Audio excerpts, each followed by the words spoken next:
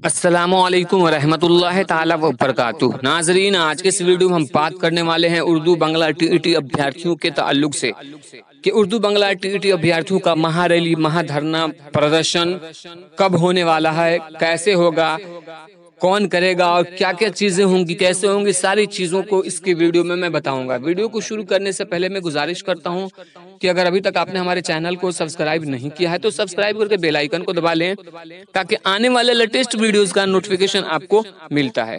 तो दोस्तों, वीडियो को अगर लाइक नहीं किया है तो पहले वीडियो को आप लाइक कर दीजिए और इस वीडियो को आखिर तक जरूर देखिए और देखने के बाद अपना कमेंट जरूर कीजिए, क्योंकि आपके कमेंट्स और लाइक से हमें पता चलेगा कि कितने लोग हमारे साथ हैं इस आंदोलन में। सहयोग और मदद करने के लिए कितने लोग आते हैं, कितने लोग पटना जाने के लिए तैयार हैं। तो आप अपना कमेंट जरूर कीजिएगा।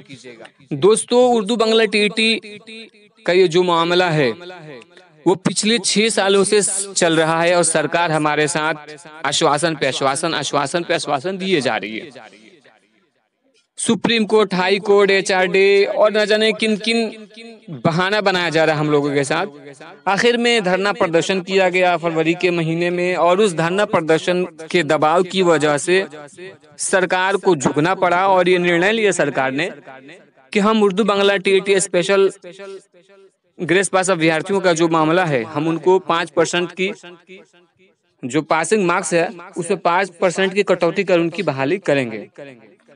इसके लिए उन्होंने एक पत्र लिखा एचआरडी मंत्रालय को, 7 फरवरी को भेजा गया, लेकिन अब तक उसका कोई जवाब नहीं मिला है और सरकार टाल मटोल कर रही है। लगातार कोशिशें की जा रही हैं, नेताओं के चक्कर लगाए जा रहे हैं, लेकिन सरकार सुनने को तैयार नहीं है। गूंगी अंधी बहरी सरकार है और ये सरकार सिर्फ अपनी राजनीतिक रोटी सेकने के लिए हमारा इस्तेमाल करे। सिर्फ हमारा नहीं बल्कि जितने भी शिक्षक बनने हैं, बीटेड सीटेड पास अभ्यर्थी हैं, उनके साथ भी यही मामला हो रहा है। आखिर ये क्यों? ये जाहिल अनपढ़ गंवार नेता जिन्हें स्कूल का मुंह तक नहीं देखा, संसद में बैठ के हमारे लिए कानून बनाते हैं। ये लोग जो नई शिक्षा नीति लाने जा रहे हैं, इसमें शिक्षक बहाली की जो प्रक्रिया है बहुत ही जटिल कर दिया गया। उसको जब आप समझेंगे तो आपको लगेगा कि इससे तो बढ़िया है कि हम आईएएस बन जाए, यूपीएससी की तैयारी करें, उसको आसान आपको नजर आएगा, लेकिन शिक्षक बनना बहुत ही मुश्किल नजर आएगा। तो दोस्तों, आपको अगर शिक्षक बनना है तो आपको इस आंदोलन में अपना 100% देना पड़ेगा। अगर आप सोचते हैं कि 5, 10, 50, 100 लोग कर रहे हैं तो उनका होगा तो हमारा भी हो जाएगा, तो ऐसा आप नहीं जीत सकते हैं लड़ाई, क्योंकि एक चना भाड़ नहीं फोड़ता है। घर से निकलना होगा, आगे कदम बढ़ाना होगा, तन मन धन से आपका सहयोग और मदद करना होगा, पटना पहुंचना होगा, हजारों हजार की तादाद में जाकर वहां पे अपनी हाजिरी दिखाना होगा, सरकार को अपनी यूनिटी पेश करनी होगी, तब जाके हो सकता है कि सरकार हमारे मामला पे गौर व फिक्र करे और हमारा काम हो जाए। तो इसके ताल्लुक से आज एक ऑनलाइन मीटिंग आयोजन किया गया था। उस मीटिंग में क्या बातें हुई मुफ्ती हसन रजा अमजदी से, तो आइए सुनते हैं उन्हीं की जुबानी। अस्सलामुअलैकुम, मैं हसन रजा अमजदी बोल रहा हूँ पटना से। पूरे बिहार के उर्दू टीईटी ग्रेस पास उम्मीदवारों का तहे दिल से शुक्रिया आज के इस ऑनलाइन मीटिंग में। अल्हम्दुलिल्लाह, रमजान मुबारक का मुबारक महीना भी गुजर गया, ईद भी गुजर गई।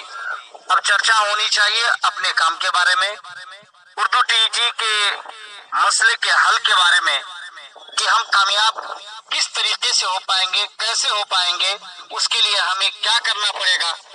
क्योंकि पूरे बिहार के तकरीबन उर्दू टीईटी ग्रेस पास उम्मीदवार या दीगर लोग ये जान चुके हैं कि अब बिहार सरकार का जो शिक्षा नीति सरकार ने जो अभी लागू किया है, बहाली की जो नीति लागू किया है, बहाली का जो प्रक्रिया लागू किया है, बहाली का जो तरीका लागू किया है, वो बहुत ही जटिल और मुश्किल है।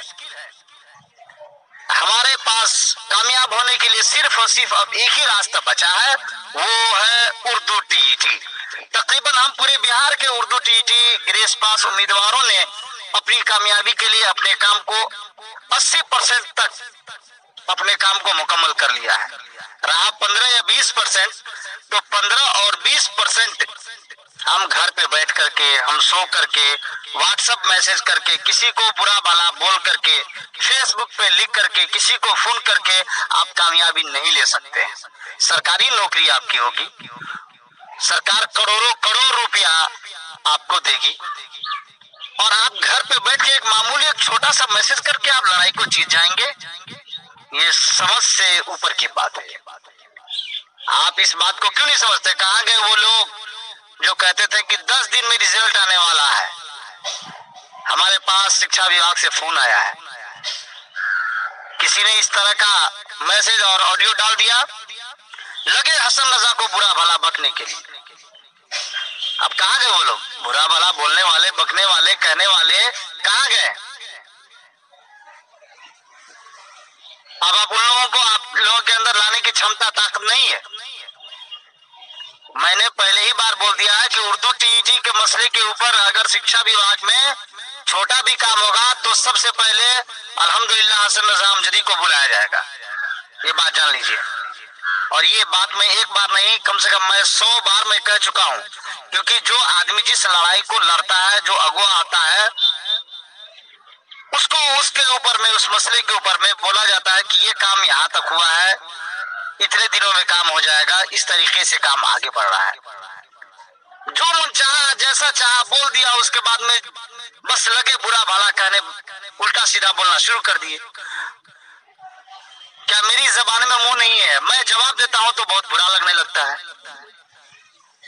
कितना सहूं, मैं कोई विधायक, मंत्री, एमएलए, एमपी तो मैं नहीं हूं, और ये कोई पॉलिटिकल पार्टी नहीं है कि आप मेरा खिलाफ कीजिए। ये कोई राजनीतिक दल तो नहीं है, ये सियासी मंच तो नहीं है। यहाँ पे एक दूसरे का सपोर्ट करना है, और ऐसे ही पूरे हिंदुस्तान में मुसलमान परेशान हाल है। हम एक फुटबॉल बनकर के रह गए हैं। इस पार्टी के पास में जाओ तो वो मारता है, उसके पास में जाओ तो वो मारता है, इसके पास में जाओ वो मारता है, इसके पास में जाओ वो मारता है, और हम लोगों ने तो कोर्ट का भी मार खाया।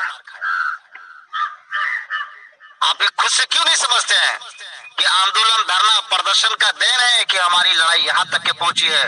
और खुदा गवाह है, कसम है उस अल्लाह की जिसके कब्जो कुदरत में मेरी जान है, मैंने वादा किया है पूरे बिहार के उम्मीदवारों से, जब तक के कामयाबी हासिल नहीं कर लेंगे, जब तक के आपको मास्टर बना के स्कूल में बैठा नहीं देंगे, अल्हम्दुलिल्लाह तब तक के हम पीछे हटने वाले नहीं हैं। लेकिन लगते हैं हसन रजाई को गाली देने, बुरा भला कहने, गाली देने से, बुरा भला कहने से आपका काम बन जाएगा तो बना लीजिए। 2.5 महीना, 2 महीना, 1-1.5 महीना हो गया, हसन रजा ने पेपर में एक भी कुछ नहीं डाला, तो किसी भी उम्मीदवारों की जानिब से 2 लाइन उर्दू टीईटी के ऊपर में पेपर में नहीं लिखा के आया। और आज मैं देख ही रहा हूं कितने दिनों से कोई भी आदमी उर्दू टीईटी के ऊपर में ग्रुप में कोई नहीं चर्चा कर रहा है। क्या करना है? धरना करना है, रैली करना है, विभाग में जाना है, कहाँ जाना है, क्या? कोई नहीं, सब मुंह देख रहे हैं हसन रजा कब क्या करेगा, हसन रजा क्या करेगा। तो गाली देने के लिए हसन रजा को आप चुनते हैं कि हसन को गाली दिया जाए, बुरा भला बका जाए, और जब काम की बारी आती तो भी नहीं आप आगे आते हैं। क्या करें हम? आप लोग खुद ही बताइए। कुछ लोग हैं जो ग्रुप में मजा लूटने के लिए सुनते हैं, मैसेज करते हैं, मैसेज करते हैं। खुदारा अभी भी वक्त है, आपको वास्ता देता हूं मैं उस खुदा का, आपका मैं वास्ता देता हूं उस नबी का जिसका हम कलमा पढ़ते, अभी भी एक हो जाइए, एक हो जाइए। और जिस वक्त में हमने जो कहा वो मैंने करके दिखलाया है, करके दिखलाया है। धरना के बारे में कहा उसी डेट में किया है, रैली के बारे में किया उसी डेट में किया है, मीटिंग के बारे में कहा उसी डेट में किया, विधायकों की मीटिंग के बारे में कहा उसी डेट में किया, प्रदर्शन के बारे में कहा उसी डेट में किया, शिक्षा मंत्री के घेराव के बारे में कहा उसके डेट में किया, सुप्रीम कोर्ट जाने के बाद हुई उसी डेट में किया। मैं जब जब कहा, जो जो कहा, जैसा कहा वैसा मैंने किया। अगर और भी लोगों के अंदर क्षमता है, ताकत है, कुव्वत है, तो खुदा को मैं हाजिर और नाजिर जान के मैं बोलता हूँ, या तो आप हसन रजा का साथ लीजिए, या फिर हर भेदभाव को हटा करके, सारी चीजों को, दुख तकलीफ, हर परेशानी को छोड़ करके और खत्म करके हसन रजा का साथ दीजिए। देखिए हुकूमत को किस तरीके से हम धकेल देते हैं, और अल्हम्दुलिल्लाह महीना दिन के अंदर अंदर रिजल्ट लेने में हम कामयाब हो जाएंगे। लेकिन साथ दीजिएगा तब, एक एक उम्मीदवारों का साथ चाहिए तब। या तो मेरा साथ लीजिए या फिर मेरा साथ अब दीजिए, अपना अपना मशवरा खुल करके दीजिए। और अब ऐसे लोगों को मैं ग्रुप में देखना नहीं चाहता हूं, जो सिर्फ ग्रुप में रहेंगे और मजा लूटेंगे, मैसेज नहीं करेंगे। सबको मैसेज करना है। तो दोस्तों ये बातें हसन रज़ा अमजदी काफ़ी खफा नज़र आ रहे हैं, क्योंकि जब मामला एचआरडी को बहुत ही मेहनत मुशक्कत करने के बाद चला गया, एक शख्स का ऑडियो आता है जो कहता है कि 10 दिनों के अंदर, अभी मुझे विभाग से खबर मिल रही है कि 10 दिन के अंदर आप उर्दू बांग्ला टेट अभ्यर्थियों का जो है लेटर का जवाब आ चुका है, रिजल्ट आने वाला है। और इस तरीके से उस शख्स ने राजनीतिक फायदे के लिए उर्दू बांग्ला टेट अभ्यर्थियों में फूट डालने का काम किया, जिससे कहीं ना कहीं उर्दू बांग्ला टेट अभ्यर्थियों की यूनिटी में बहुत फर्क पड़ा हुआ है। कुछ लोग किसी नेता के सपोर्ट में चले गए, कोई किसी नेता का सपोर्ट करने लगा, वो खुल्लम खुल्ला। हालांकि मैंने अपने वीडियो में इसका विरोध भी किया था कि आप जिसे वोट देना है, मैं मना नहीं करता, किसे दें, जिसे चाहे आप दे सकते हैं, बट किसी के साथ खुल्लम खुल्ला सपोर्ट ना करें उनको सामने से, बल्कि बैक से आप सपोर्ट करें तो अच्छा है, क्योंकि पता नहीं कौन जीतेगा कौन हारेगा। इसलिए और भी कुछ बातें हुई इस मीटिंग में, तो आइए सुनते हैं मुफ्ती हसन रज़ा अमजदी को कि वो आगे क्या बात हुई, वो क्या कह रहे हैं। मैं पूरे बिहार के उर्दू टीटी ग्रेस पास उम्मीदवारों से, बिलखुसूस ग्रुप के लोगों से मैं पूछना चाहता हूँ, आप बार बार कमेंट करते हैं हसन भाई पिछली बातों को भूल जाइए। कितने बार आप पिछली बातों को भूलना कहेंगे? आप कितने बार कहेंगे कि भूल जाओ? सैकड़ों बार लड़कों ने हसन रज़ा को गाली दिया, बुरा भला बका है। कितना आप सहेंगे? ये कोई राजनीतिक दल नहीं है ना, ये कोई पॉलिटिकल पार्टी या कोई सियासी मंच तो नहीं है। अगर कोई सियासी मंच या राजनीतिक दल अगर हो तो खिलाफ करने से काम बनता है। यहाँ खिलाफ करने से काम नहीं बनेगा, यहाँ खिलाफ करने से आपका काम बिगड़ेगा, आपस में बिखार पैदा होगा, आपस में फितना फसाद पैदा हो जाएंगे, आपस में लड़ाई होनी शुरू हो जाएगी। इस बात को आप क्यों नहीं समझते? मैं ये बार बार मैं चिल्लाता हूँ, मैं बार बार ये मैं बोलता हूँ, पूरे हिंदुस्तान में ऐसे भी मुसलमानों के लिए ये बहुत सही वक्त नहीं है, बहुत अच्छा वक्त नहीं है। हम एक फुटबॉल है, गेंद है हम, और पूरे हिंदुस्तान के कोई भी ऑफिसर सरकारी मुस्लिम बच्चे या बच्चियों को नौकरी देना गवाह नहीं करते, पसंद नहीं करते हैं। हमारे पास में सिर्फ और सिर्फ जो वक्त बचा है और जो सिर्फ और सिर्फ एक रास्ता बचा है, वो उर्दू टीईटी का रास्ता ही है। इसी के जरिए हम कामयाब हो सकते हैं।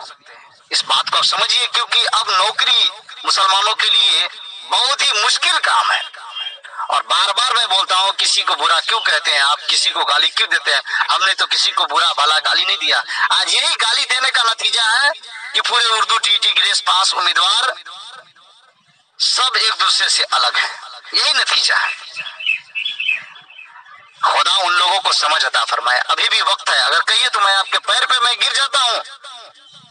अगर कहिए तो मैं पैर पे गिर करके मैं बोलता हूँ, आखिर क्या वजह है, कब हम एक होंगे? हम अगर एक नहीं होंगे तो कभी भी आप कामयाबी हासिल नहीं कर सकते हैं, ये सोच लीजिए आप। और हमेशा बोलेंगे कि भूल जाइए भूल जाइए, क्या बोले हम? और मैं बार बार बोलता हूं कि इस संगठन को नीरव मोदी और विजय माल्या का समर्थन हासिल नहीं है। इस संगठन को मजबूत करने के लिए हमें और आपको आगे आना पड़ेगा, ऐसे नहीं कोई काम कर पाइएगा। हम आपके दिलों की बातों को जान रहे हैं, हालात को भी हम देख रहे हैं, आपके कमेंट को भी हम पढ़ रहे हैं, आपके भेजे हुए ऑडियो को भी हम सुन रहे हैं। अल्लाह का फजल है कि जितने भाई बहन जो भी लोग कमेंट या ऑडियो भेजते हैं, मैं सबको मैं पढ़ता हूँ, सुनता हूँ, देख भी रहा हूँ। अब बताएं, अब क्या किया जाए? अब बताएं ऐसे हालात में क्या किए जाए? जो लोग गाली देने वाले हैं वो लोग आगे आए। मैं खुल करके मैं बोला, मैं उनका समर्थन करने के लिए मैं तैयार हूँ।